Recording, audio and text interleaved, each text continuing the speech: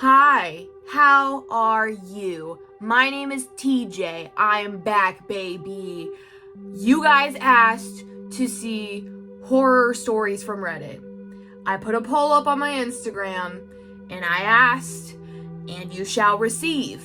It was compared to ranking my anime crushes. I'm probably gonna make a separate video for that, but for now, I'm gonna do Reddit horror stories. I was following a prompt of a question that was asked by somebody where people responded below, so that's what I'm gonna be responding to. Before we get into it, I am representing the drink that I am drinking right now. I have my water over there and my lovely Owala. I am currently drinking a pumpkin spice latte. Call me a basic bitch. I don't care. Whoever came up with this shit cooked. And they brewed, I guess, because it's a drink. But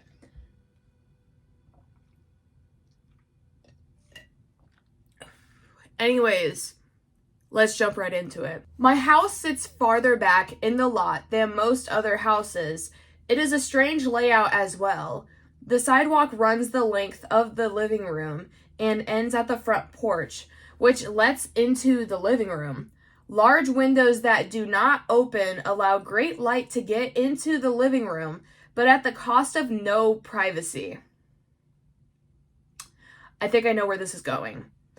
Well, I pass out on the couch in the living room at about 9 when I realized I was too scared to walk back to my room. The couch is right underneath these big windows. Why would you not get curtains for them? Just a thought. Just a thought. And I'm not trying to be like paranoid about it, but I'm judging them hardcore right now. I woke up suddenly, not knowing why. I had a severe case of the chills, and I could not figure out why. Then the banging started. It came from right above me. I did not move, but I opened my eyes and I looked up at the window. Someone was standing there, pounding on the glass. Without moving, I looked at the cable box. It was around 3 in the morning. The banging continues. Then it stops suddenly, but I still did not move. Suddenly it commences again, coming from 2 different directions now? Okay. Someone is banging on the window and another person is banging on the front door. They kept doing it, would not go away. Finally, about 40 minutes, they quit. It was the most terrifying event I can recall at the moment. It made me a nervous wreck after that. I called a friend the next day to see if he would come over and stay for the rest of the week. And his response was, "What the fuck for? So that we can both be murdered in our sleep. Thanks a lot, asshole."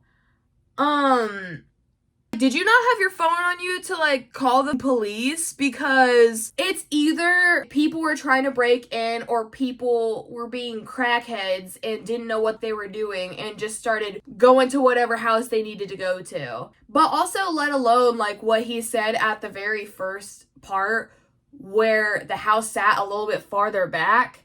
So that is 911 in the room with us right now? Oh my god, I can't even, and it's imagining it in a visual way. I'd be shitting fucking bricks.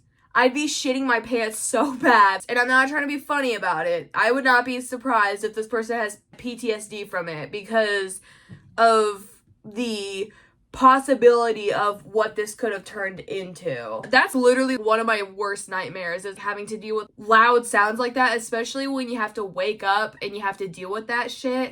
Ugh, I don't like that. I don't like that at all. I mean, I'm glad they got out safe, but damn. Dos. I had awesome parents who let me sleep in the living room on weekend nights when I was very young because my sister was a light sleeper and I could stay up until dawn. But of course, I always end up sleeping on the couch because Nick at Night made me tired. You know what? I remember when Nick at Night was a thing. They need to bring that back. I haven't watched Nickelodeon in a while, obviously, because I'm not a kid by any means, but I will say that's a very nostalgic thing that I can remember, especially when it came to that one show that George Lopez was on and Full House. Full House was so good.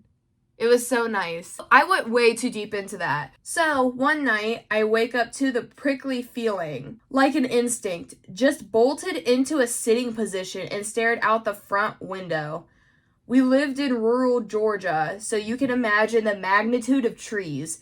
In perfect light cast from the moon, I see a silhouette of someone in this fucking tree.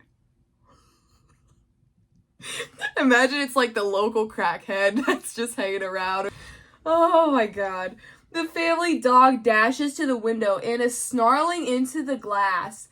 Terrified, I run into my parents' room and try to explain to my parents that there is a strange person outside.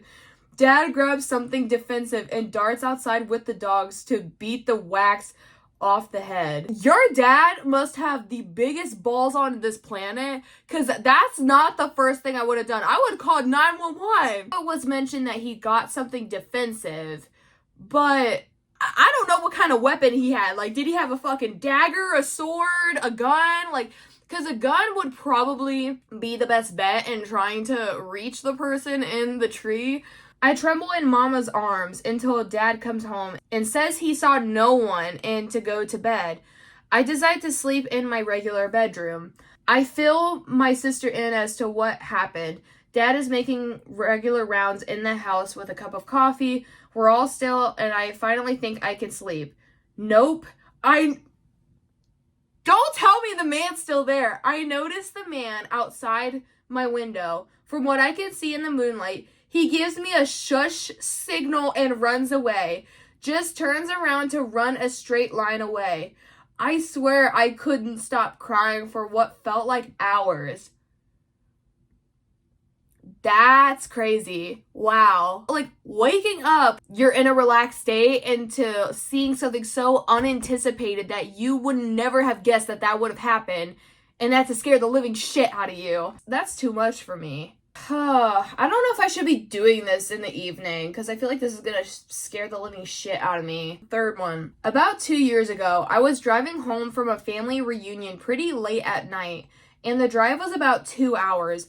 I didn't stay the night because I had to be back for work the following day. Most of the drive was on roads, with dense bushes and trees on either side. The real creepy ones you see a lot in movies. I already can sense where this is going. Anyway, I had been driving about 45 minutes and I was starting to get really tired. You know how sometimes you just suddenly become really tired out of nowhere? Well, yeah, that happened to me. I know I wasn't going to last, but I didn't come across any place that I felt I could park and safely sleep. Anyway, after it became clear to me that I wasn't going to find a place to pull up and my tiredness wasn't going away, I did something very questionable. I pulled over to the side of the road onto the grass, behind some bushes, to try to hide my car from anyone else who was going to come past. The roads were empty. I came across another car every few minutes or so. I made a mental note that the time was 11:22 and then fell asleep. Sometime later, I was awoken by a scratching sound. Oh my god, don't even tell me. It's always something about going to sleep and then waking up to something unanticipated. Sometime later, I was awoken by a scratching sound. Okay. I looked at the clock, 11:50. So this was 30 minutes after.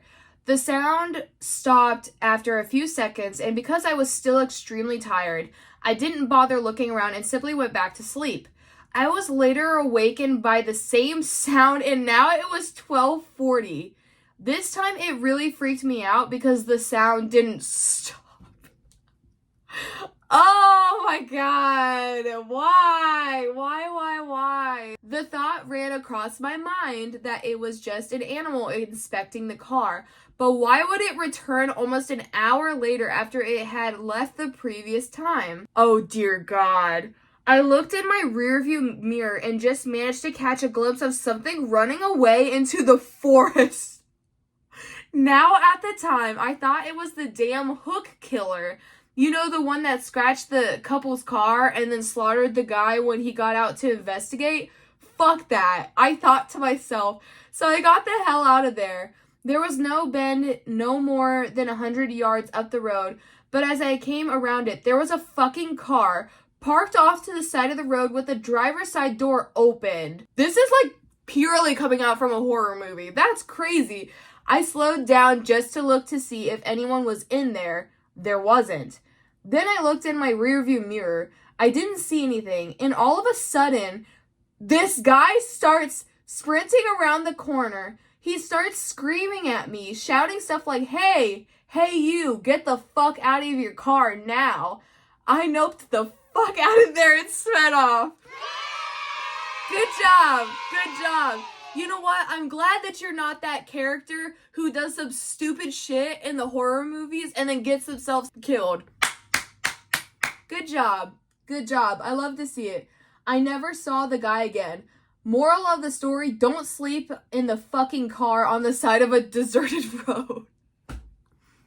Hey, lesson learned, baby. Lesson learned. Okay. Man, all of these have been a pattern of waking up and seeing or hearing something. I just want to mention, I took screenshots of these, but I did not read the details of the story. So I just want to preface by saying that. And I should have done that at the beginning, but I just wanted to put that out there. So you're welcome. Okay, 4. A few summers ago, I went for a bike ride around midnight with a friend. We went our separate ways at the end of the evening, and I had about 2 blocks to ride back by myself. Because of the construction, I had to ride on the sidewalk, but the streets were dead. But it wasn't a problem until right when I was about to turn left onto my street. There was this man walking by himself. Maybe 40s, a little scruffy, but not homeless. The sidewalk was narrow, and I didn't want to freak him out when I got about 6 feet behind him. I said, hey, behind you, and he turned around and gave me this super angry look.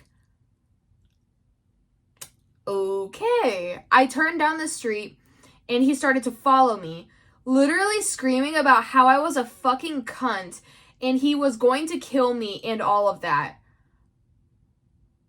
That went from 0 to 100 real quick. I live right off the corner, and I didn't want him to figure that out, so I decided to do another loop around the block. That's not the scary part.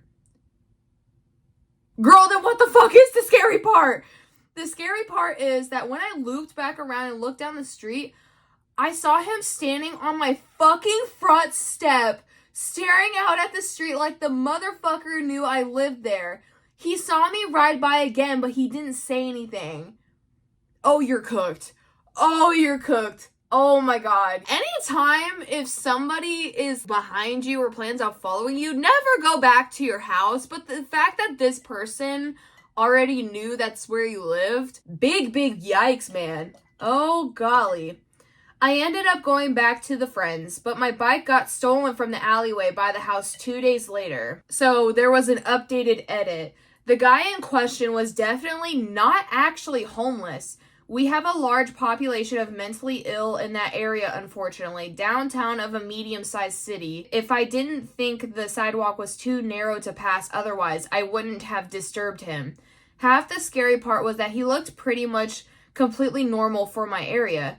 That being said, I ended up texting my mom, and she made the decision not to notify law enforcement until my bike was stolen. Yeah, that is also another thing, that kind of sucks. It's hard and makes it very complex all around, but it still is like very scary to deal with that. You never know who you're gonna come across and if they're gonna do anything that's out of pocket. I'm glad that that person is safe, but man, that's scary. Okay, we got the 5th and final one. A few years ago, I was walking through the woods off the beaten track a bit, and I smelt this really overpowering sweet smell. Being nosy, I pulled back the undergrowth to have a look and found a dead body.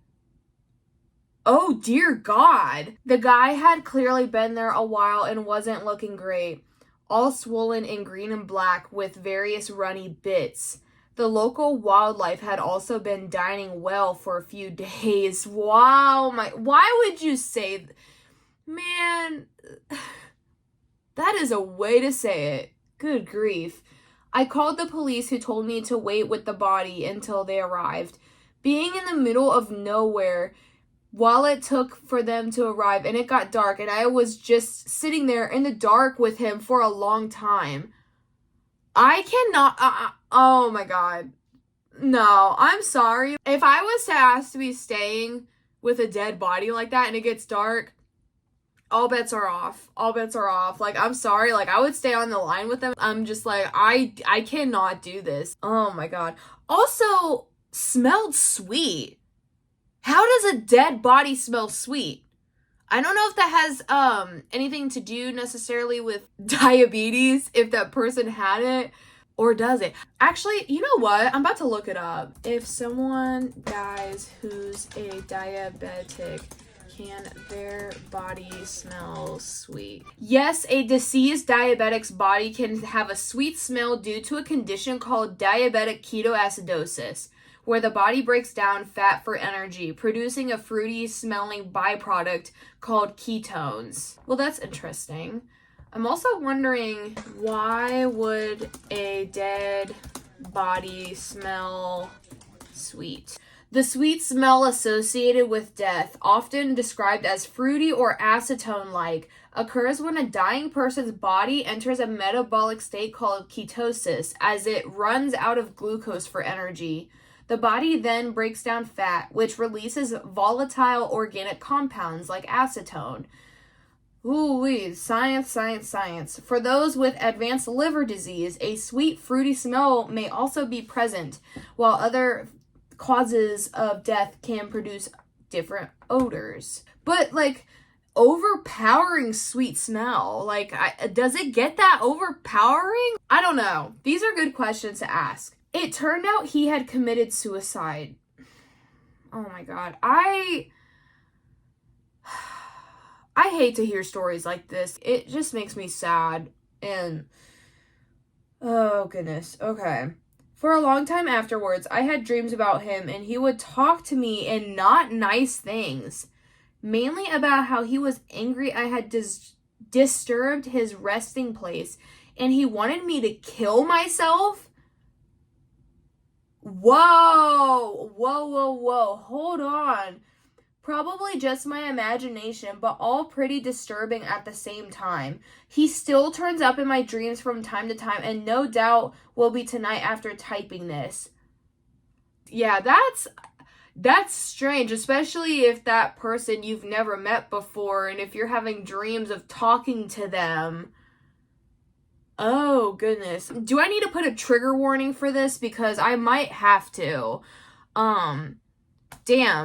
I mean, all of them are scary and shit, but that last one is, like, sad, but also frightening, too, because I've never had a dream like that where a dead body was talking to me in that way, but that seems just very unsettling. Like, I can't even imagine having to deal with that. Well, this was a shorter video, but I hope you enjoyed, and I will see you soon.